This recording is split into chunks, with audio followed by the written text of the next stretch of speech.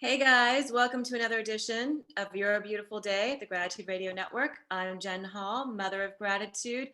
And with me today, we're going to be talking a little bit about swagger and everything you need to do to unleash your swagger and become everything you want by Leslie M. And we have with us Neil Haley. Hey, Neil. Hey, what's going on, Jen? Excited about our guest and always interesting about this whole clubhouse connectivity. And I'm excited about her. And she seems so motivated to with us today. It's gonna be a lot of fun. It's going to be an amazing day of gratitude. Pearl, how are you doing today? Hey everybody, it's awesome to be here. So this is like right down my alley. You know, as a life coach, I love just keeping it real, tell it like it is. And let me just tell you, swagger, I'm excited about some things I want to do with this book. So I am psyched to be in here. So let's kick it off. Oh my gosh. Okay, so gratitude is something that everybody needs. It's a superpower, but we are bringing you a superwoman that has something else, and that is unleashing the swagger in yourself. Welcome, Leslie M. Hey, beautiful people. Thank you so much for having me. Absolutely excited. And see, I love the whole setup. I could tell you have the swagger and the fact, look at you. You have your books all lined up perfectly with your book and everything and your whole brand. Totally living your brand, aren't you? Oh, listen, this is my absolute purpose in life. I eat, sleep, breathe swagger. Excellent. All right, Jen, first question. Hey, Leslie, tell us about your book and how the pandemic has brought out the swagger in you. I have to say, I had swagger before the pandemic. But before we get into all of this, I want to make sure that everybody understands my definition of swagger. Because when we hear the word, we often think of that show-offy, peacocky, arrogant, in your face kind of thing. That is not the kind of swagger I'm talking about. I have redefined what swagger is. My definition is it's the ability to manifest who you really are and hold on to it in the face of all of that psychological crap that's going to come for it, regardless of situation or environment. So it means you've got one face, one truth, one heart, and you show up with it no matter who you're with and no matter where you are. So I think that the pandemic has been a really interesting challenge when it comes to swagger, because the upside, if I can call it an upside when we add the word pandemic in there, the upside of the pandemic is the fact that people have no longer had to pretend that they are perfect. We know that nobody is shiny and perfect. There's craziness going on. You got your kids running around on the Zoom calls. The dog is barking in the backwards. You forget to put on your pants. You've gained weight. You haven't had a haircut in forever. Your life is kind of a hot mess, but it's what we all face every day. It's just that some of us have spent a lot of time and energy trying to hide it, and other people haven't. So now we are all the same in that nobody is fooling anyone anymore. It is time to confess the mess and keep it real. So that's the upside of the pandemic when it comes to swagger. All right. So I am just like over here going, amen, sister, amen, sister, because that's exactly what I when I work with my clients, is what I say: show up as yourself, stop this imposter syndrome BS. Sorry. And, and if any coach is telling you that their life is perfect and nothing's going on, that they live it perfectly, go fire them. Right. Yeah. Oh, they're big fat liars. Exactly. Big fat liars. Yeah.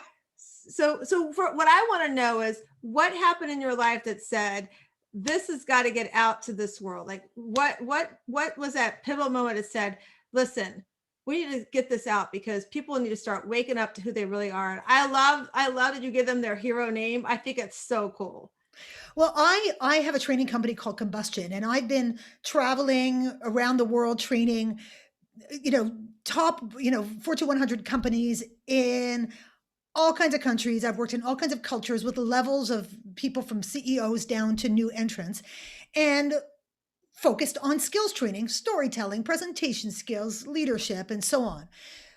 But over time, I discovered this one fundamental human truth, and that's that people do not believe that they can reveal who they really are and still find the success that they've been dreaming of. They don't believe at their core that who they are is good enough to bring them the success that they want.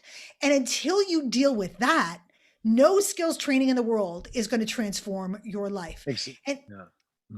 Definitely. I mean, I'm agreeing with you. Continue. okay. And so what I started to do was to layer, I mean, I'd always been very human focused with my training. We're a very different kind of training company, super irreverent, in your face, no BS, not corporate in any way, shape, or form. And one of the things that I always loved doing was really trying to crack people open in the room so that they could show their peers and their colleagues a little bit more of their authentic selves and get some positive reinforcement, some positive validation, because that's kind of what sets the whole thing off. But when I realized that, I went, no, no, no, no, no. This is my whole focus now. That's all I want to do, because I could see the magic that took place when people could get a better glimpse into the authentic self of others. The reaction was like, oh my God, I've never seen you like that. You're so much more powerful. That's amazing. People would cry. We would be in our pants laughing. It was such a beautiful thing. And then so many people told me that the experience had changed their lives. And I went, that's it. That's what I got to do. So when you say that's all you got to do, you figured it out, is that there's so many people that just cannot get out of their shell.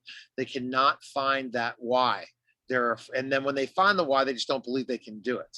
There's someone in the back of their mind telling them that. Did you have that before, so you broke through it? Well, I was very, very fortunate to be raised by parents who really reinforced who I was as a human being. They told me that my weird, quirky, passionate, creative, loud, vibrant self was fantastic. So I started at an advantage with that, because so often the messages that we hear, even in our own homes from people who love us, can be the beginning of the devolution, the degrading of the swagger that we're all actually born with. And life has a way of chipping away at our psyches, and all of the negative voices that we hear and all the opinions of others start to culminate, and we start to believe that it's true about us. And our swagger progressively recedes. It starts to hide deeper and deeper inside. It's never gone. It's just hiding because it doesn't feel safe coming out to play with the world, right? So the advantage that I had was having that reinforced from the beginning. But do not think that I didn't face challenges along the road. I mean, I'm a lot of person, and I am too much for some, and I am not enough for others. But I learned that as I moved through all of the crazy experience and careers I had in my life. I was a TV host for many years. I was a singer. I worked in the advertising business, and I learned that you cannot be for everyone. And if you are, you're probably so bland, vanilla, nothing, that you're never going to really make a big mark in this world anyway. So you've got nothing to lose and everything to gain. And at the very least, you know who loves and accepts you for who you really are. And when you talk about revealing your true emotions, it sounds like we're going to be swaggering through some fear. Oh, yes, girl. Yes. I have discovered what I consider to be the 5 key swagger blockers. And each one of these is just part of the human condition. There's nothing wrong with you, or there's nothing bad if you're hitting these blockers, because they are fundamental to who we are. So it's either going to be persona, that belief that you got to walk and talk and dress and show up a certain way in order to be accepted by the world, in order to be taken seriously. It's going to be ambition, that driving desire to reach the top and to be willing to do anything to get there, which can change who we are and can lead to negative behaviors that we don't connect with and that other people don't connect with either. It can be insecurity, all of those negative voices in your head, all the tapes that play and make you question everything you do. It's where the imposter syndrome lives. It can be fear. The fear is real, that if you reveal yourself to people, bad things are going to happen. You can really do a number on yourself believing that may be the case. And the last one is pain, if you've experienced pain as a result of letting the real you come out and play and getting a knockdown or a smackdown, you are going to be way more reluctant to do it again. So you now have scar tissue around that. And it could be from when you were 6 years old. It doesn't have to be recent, but your brain has a way of holding on to pain and recontextualizing it for the today and the now. So you got laughed at doing a presentation on tree frogs in 4th grade because your fly was down.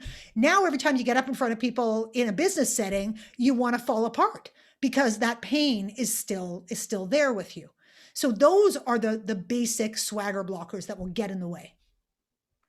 I love that. I love to share the story about leaning into your fear, like leaning into what that is, right? Because I really believe in that we're all got this great gift and talent that's in us, right? That whoever you believe in, I believe that God's given me these talents. And if we don't develop the talents, then we're kind of being selfish to not only ourselves, but maybe I needed to receive what your talent was. So, I mean, for you, I'm so glad your parents, really pushed you in that, right? I mean, I wrote all those down because it's so true. Like you said, when I was younger, I walked in, I got assigned in my sophomore year of high school to do a speech class. And I was like, get me the HE double hockey sticks out of this class. I am not standing in front of anybody now. And then look at me now, years later, I meet this husband who's like, and that's, like you said, it went back to my parents. My parents didn't push me to go do that, right? So I was very shy.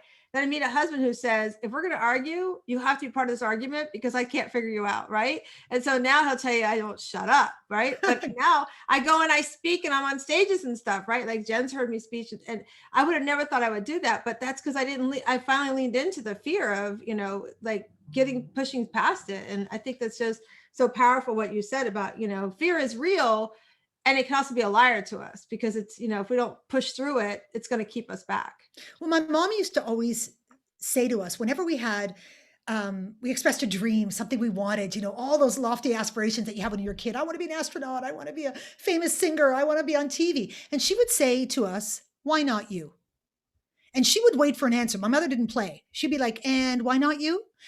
And we'd come up with, if we could come up with some reason as to why we weren't good enough or smart enough or whatever, she would break it down. She would not let us walk away from that conversation believing the negative voices in our head. And what she also taught me, which I have brought through my entire life, I use it in my coaching all the time, is the question, what's the worst thing that could happen? Exactly. Like for real. I play this game with people, and it's called, and you guys use this game, it's a great tool. It's called And Then What? So when someone expresses a fear about some situation, what I get them to do is to walk me through it literally moment by moment, not in this big extrapolated picture, but moment by moment. So if, let's say, I'm just going to make it up, I'm afraid of speaking up in a meeting with a boss that I find super intimidating.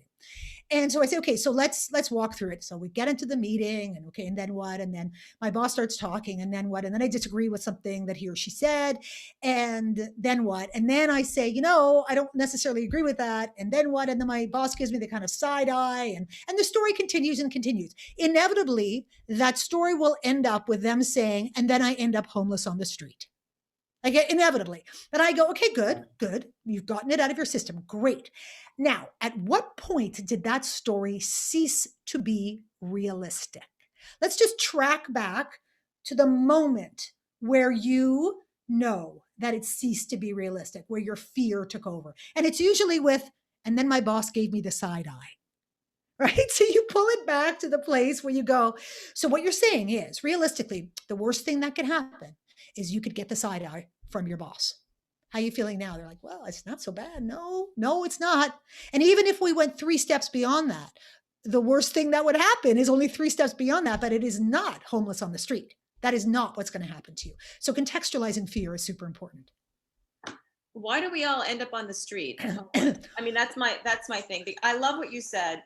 I'm too much for some and not enough for others. And I find that true, especially in theater, especially in film, in the film industry. It's exactly what, and then what? And then what? Who cares? And then what? Exactly. You got to find your tribe. You got to find your tribe, and your vibe will connect you to your tribe. So they can't find you unless you're hiding. Forever. Leslie, sometimes it will take it forever just because you're just, you're not getting yourself available for that tribe. You think it might be social media in the old social media days, and really that's just a bunch of smoke and mirrors. But with now the era of the social audio, now you really can connect with your listeners and your followers compared to before you couldn't and get. Well, all you have when it comes to those audio apps is to speak your truth. You can't, that's all you got. You can't hide behind No, you can't. filters and glossy and fancy and, Exactly. and Photoshop. You just got to speak your truth. That's all you got. That's all. And so that then when you find that tribe, some people find it in specific, opportunities or different things, and they connect with them in, you know, communities. It's such an important thing because once they have it, then they know they truly want to follow you and go with you. And you have to just take that chance to put yourself out there to do that. And it also teaches you to be able to filter criticism through the lens of from whom it comes. That's the first thing that I look at whenever, because haters gonna hate, swagger haters gonna come. There's nothing you can do about it. You can't control the world and their opinions. That's called, freedom of speech and democracy. Go nuts, people, whatever. Right. But just because you put it out there doesn't mean I have to pick it up. Like you wouldn't go to the airport and go grab some stranger's baggage off the carousel and pull it down the causeway. So why the heck would you do it in life? And that's what we do when we take on other people's crap and criticism and judgment. It's like picking up their suitcase and then going to put on their dirty underwear when we get it home. No, thank you, ma'am. Not having it. Not happening. So I have a question for you. So Yes. you've talked about these great companies you worked for, right? So let's talk about the smaller companies, like smaller coaches and things like that. So do you work with the smaller entrepreneur that is growing a coaching business per se? And then my other question is on your book, I'm sitting here going, wow, I just love your book. It's just so, I just read a little bit earlier today, but I was just like going, I work with a great group of women. I'm like, they need this book, right? So I think we're gonna do a book club with it. So Yes, let's go. Let's do it, girl. Yeah. Let's do it. And because I come from a training background, I didn't want this book to just be fluffy, wuffy, inspirational BS. I wanted it to be practical, pragmatic, actionable, doable. So there are countless exercises in the book because you've got to do the work. You're going to have to break it down piece by piece, blocker by blocker, and systematically work through them in a way that you can start to see the change and see the result. So I also created a 40-page companion workbook to go with it because I wanted people to be able to, I didn't want them to have to mess up the pretty book because it's really pretty. And I wanted them to have not just what was in the book, but a whole bunch of bonus exercises so that they could use that and really turn it into their swagger Bible over time, because you're going to capture all of those swagger mantras and all of those exercises and all of the things that you're going to want to refer back to time and time again. And to answer your earlier question, I work with any and everybody. I've got clients who are independent business owners, people who have startups, people who work within corporations, people who work within small companies, people who are trying to figure out what their next step is, who are not working at all. They're working on themselves as opposed to working on their business. So I'll work with anybody who wants to do the work. That's all I care about. That's my commitment. Awesome. Good, Jen. Leslie, you talk about what to do when you lose your swagger, but I am really interested in ways to protect your personal power. Mm-hmm. Once you get your swagger back, how do you protect it? How do you keep it? What do you do? People will come for our power in a million different ways. My visual for it is like we are all this beautiful power buffet. Like, when you go to that good Chinese food restaurant and they have that massive buffet with everything that you could imagine. You got little spring rolls, you got little sushis, you got little wontons, you got little snacky. I mean, it is just a feast for the senses. That's what we are to people. And those snackers are going to come. They're going to want a little taste and a little bite, and they're going to pick away at our power if we let them. Now, here's the thing about power. Here is the magic secret about power. No one can take it from you. Only you can choose to give it away. So don't.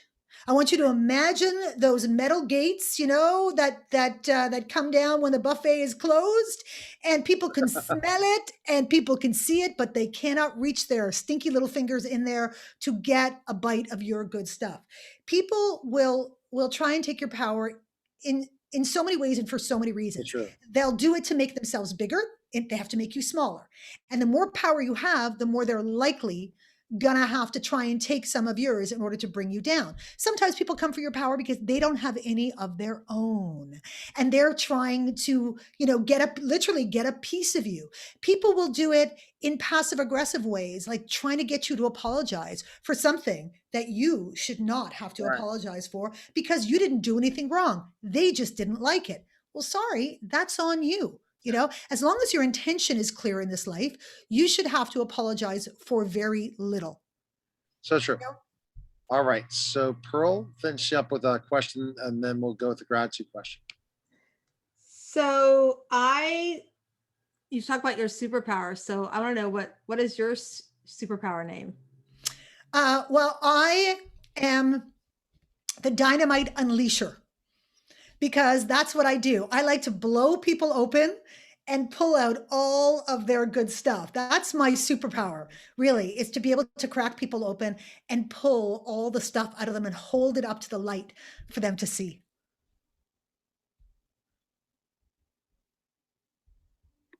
I love that. I think what's your superpower, Pearl? My superpower is I am a connector. I will connect you to everything that you need to be connected to be able to find the path to put your self-care first. And if you don't work through that connection, then I'm going to come and hold you accountable to it. So I'm going to call you Sticky Soul Connect. That's your superpower name. The sticky is the bringing people together and holding them together. The soul is the way that you do it, and the connector is the end results. You're a sticky soul connector. I love it. Neil, what's your superpower? Because you are a connector as well. I don't know this. I guess superpower is I can handle any challenge. You're like Superman in my life. I can handle any challenge. You throw a challenge at me, I can handle it, which again is an interesting thing. All right, now we got to get to that gratitude moment, Jenks. I love it. I love it. This is what I've been waiting for. So Leslie, we ask all of our guests one question, and it's not a surface question. You're not thinking everybody like it's the awards or anything like that. I want you to drill down and take in one moment where you had a gratitude moment and it changed where you were going to where you are right now.